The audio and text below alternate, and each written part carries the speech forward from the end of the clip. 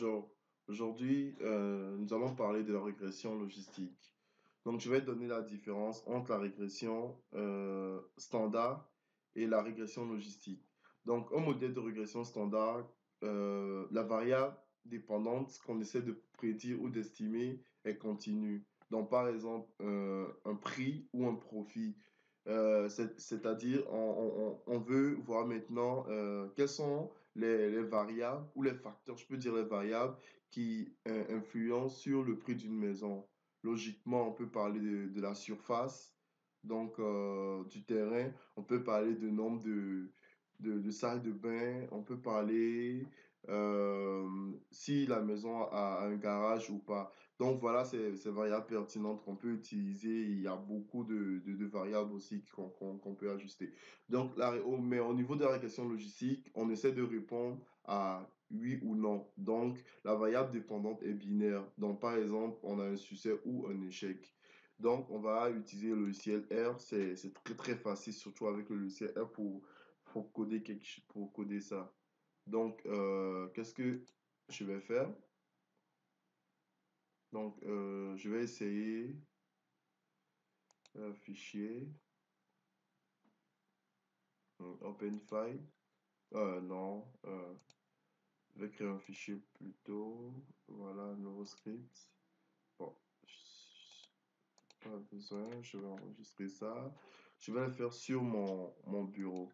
Donc, je viens ici. D'abord, pour que ça soit un peu plus facile, je vais venir mettre donc, pour le chercher ici. Bureau, tout simplement. OK. Je vais le prendre comme mon working directory. Donc, mon répertoire de travail, là où je pointe. Voilà. Et maintenant, qu'est-ce que nous allons faire? J'ai téléchargé les données. Voilà les données que nous allons utiliser. Nous allons essayer de faire quoi? Nous allons essayer de prédire, en fait. On va essayer de déterminer, voilà, pour ces données. On va essayer de déterminer si une personne est acceptée ou non pour un prêt à la banque.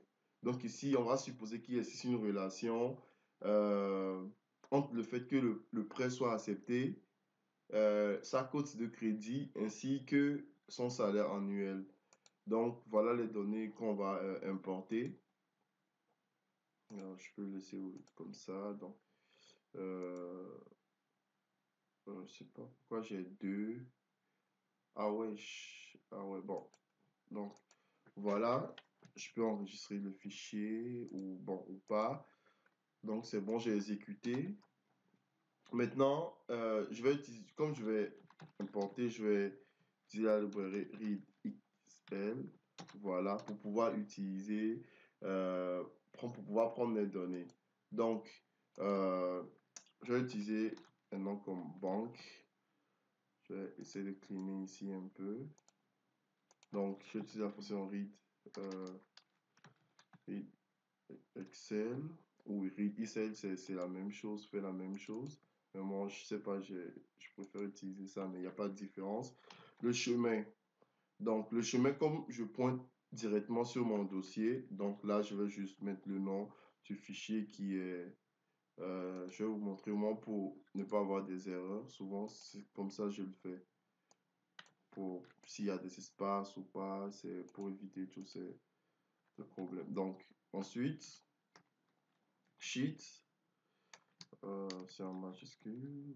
Voilà, c'est bon. Ça ne me propose pas. Ah ouais, parce que ici, au lieu de virgule, comme c'était en majuscule. Donc, sheet. Donc, le fichier. Je fais toujours comme ça. Vous voyez, je copie. Je colle. Ensuite, j'ai besoin de range. Donc, range. On voit bien que ici, c'est de A1 jusqu'à D 101. Donc, de A1 jusqu'à D 101. Donc, j'exécute. C'est bon. On peut aller voir les données. Donc, on a, voilà, c'est ça. On veut voir, si vous voyez la réponse, oui. La cote, le salaire et le genre. Donc, est-ce que ces trois variables qui sont ici influencent le fait que la réponse sera oui pour un prêt à la banque ou non? Donc, on va essayer de prédire des prêts. Donc, la cote ici, c'est la cote de crédit, c'est la manière dont vous remboursez en fait vos crédits. Lorsque vous faites des prêts, la façon dont vous les remboursez. Donc, logiquement, plus la cote est élevée, plus vous avez de chances, donc plus vous avez de chances qu'on vous octroie un crédit. Donc là, c'est bon. Toujours, on va aller essayer de voir comment les données sont codées.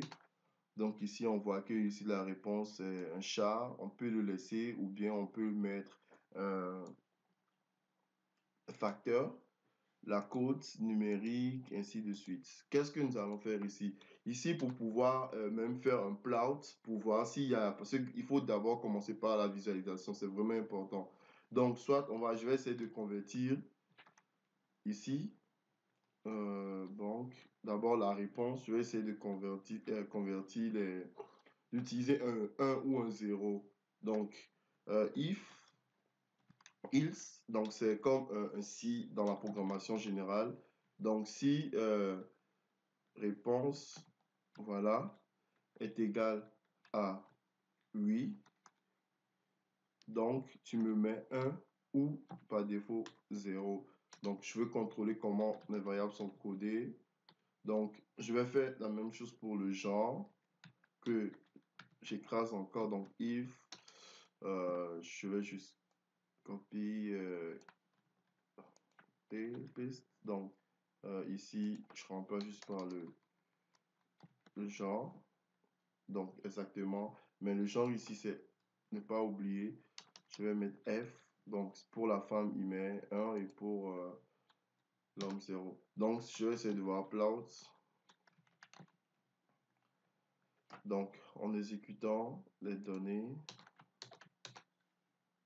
voilà ce que nous avons. Donc, export, zoom plutôt. Donc, c'est ce qu'on a. Donc, on voit bien qu'il y a une relation. Ici, ce sont des entiers. C'est pourquoi on a les points qui sont placés comme ça. On voit bien qu'il y a une relation entre réponse qui est ici et puis la cote. Donc, quand on prend réponse avec le salaire, et puis réponse avec le genre, vous voyez, il n'y a pas de relation significative. Ainsi de suite, la cote avec le salaire, vous voyez, pas trop les points sont éparpillés. On va essayer de faire les tests. Donc ici, logiquement, même quand on voit les données, on se dit, pour faire un prêt à la banque, logiquement, on peut essayer de voir quelles sont les variables qui sont pertinentes. Déjà, on voit que dans les données, euh, la cote, oui, elle est pertinente. Le salaire, oui, pertinent. Mais le genre, je sais pas, on va pas se baser parce que tu es une femme pour te faire un prêt ou si tu es un homme, on te dit non. Donc, logiquement, on voit que euh, ça n'a pas de sens. Donc, on va aller avec le modèle. Donc, on va utiliser le premier modèle que je vais nommer modèle 1. Donc, je vais utiliser la fonction GLM. Donc, en utilisant formula, donc, c'est réponse. Je sais pas si dans le... Je vais voir comment c'est écrit. Ok, c'est en majuscule. Réponse ici en fonction comme ça de la cote plus le salaire plus le salaire plus le genre, ensuite famille binomial. Binomial veut dire que c'est la logistique, donc parce que on s'est dit que c'est oui ou non, on va répondre, donc c'est binomial. Donc, on utilise la bank. Donc, je vais exécuter pour voir. Ok, c'est bon. Donc, je vais utiliser summary pour voir le modèle. Donc, comme je l'ai dit, si nous voyons ici, vous voyez la cote ici. Ça, c'est leur donnée à l'origine. Vous voyez la cote ici. Vous voyez le p-value. Donc, le p-value est inférieur à... Donc, c'est significatif. Donc, comme je l'ai dit, c'est bon. Le salaire aussi avec le p-value, c'est significatif. Mais le genre, vous voyez, elle n'est pas significative, comme on l'a dit depuis. Donc, je vais faire un deuxième modèle, tout simplement, encore. Parce que lorsqu'on fait de la régression, que ce soit la régression multiple, la régression simple, la régression logistique, on élimine, il y a deux méthodes. Soit on élimine les variables une à une, ou soit, qu'est-ce qu'on fait? On essaie d'ajouter les variables une à une au modèle. Donc, ici, je vais enlever le champ, tout simplement. Et puis, modèle 2, j'exécute. Vous voyez, maintenant, c'est bon, encore bon, encore bon. Donc, on va aller avec ces trois. Maintenant, on va essayer de voir le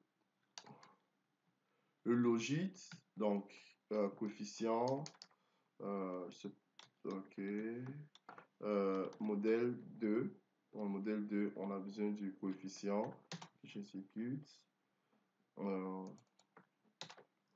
Donc, ça, c'est notre équation, en fait. Donc, c'est ça qui est le logit de P. Logit de P ou logit, voilà, logit de P. Donc, c'est ce que nous avons ici. Donc, c'est ça l'ordonnée. Et puis, c'est ça multiplié par ça, plus ça multiplié par ça, égale à quoi? Égale plus ça, égale à quoi? Égale à réponse. Donc, on veut, avec ces variables, prédire si oui ou non la personne aura un prêt. Maintenant, les estimations, on va voir les estimations. Dans les estimations, on l'a, si j'utilise le modèle, bien sûr, ça se trouve dans le modèle en utilisant, voilà, fit value. Donc, c'est ça. Donc, on va le voir avec voilà les estimations, en fait. Donc, voilà les estimations que nous avons. Donc, c'est bon. Donc, voilà les estimations que nous avons.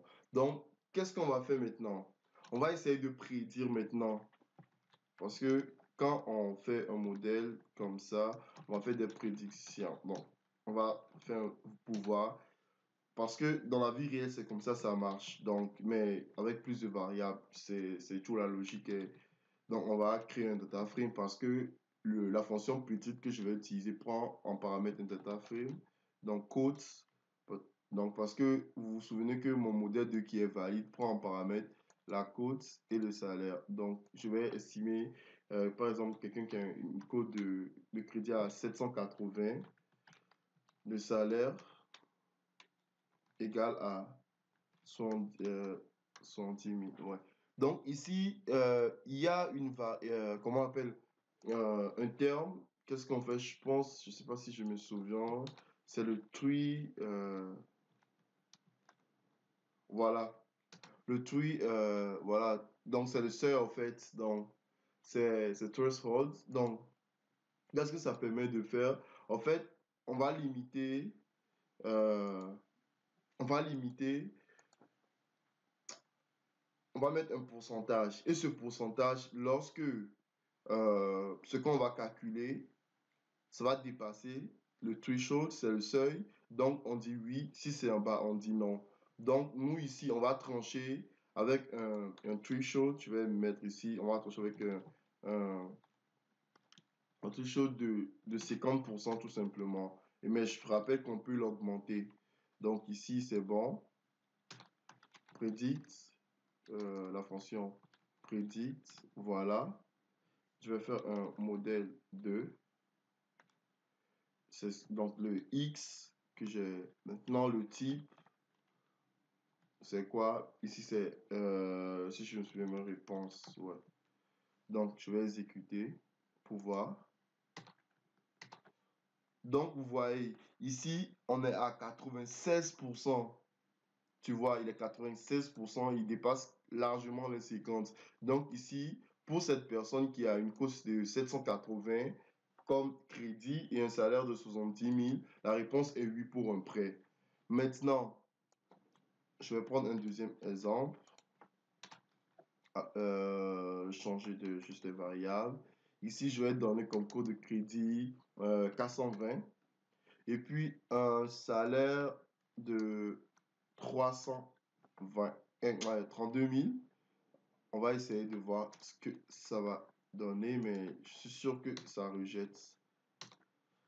Vous voyez, donc ici c'est faible, vous voyez, c'est faible, 1% pratiquement, vous voyez, donc il n'a pas de chance, vous voyez, il y a pas de chance là, c'est ça, il n'y a pas de chance. Donc lui, il se verra refuser son prêt. Donc je vais utiliser un troisième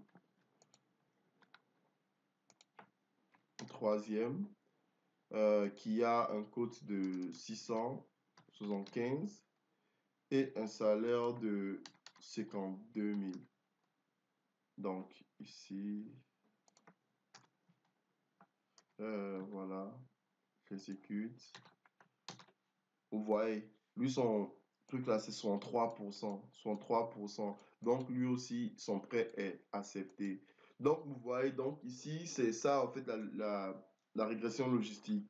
Donc la régression logistique, ça nous permet de répondre à oui ou non. Donc pour répondre pour des réponses binaires, donc 0 ou 1, si oui, il y aura tempête ou il y aura la neige aujourd'hui et tout ça. Donc, c'est vraiment, on utilise la régression logistique pour prédire la météo et c'est vraiment complexe. Donc, mais c'est la même logique et tout. Donc, j'espère que vous avez aimé la vidéo et voilà, abonnez.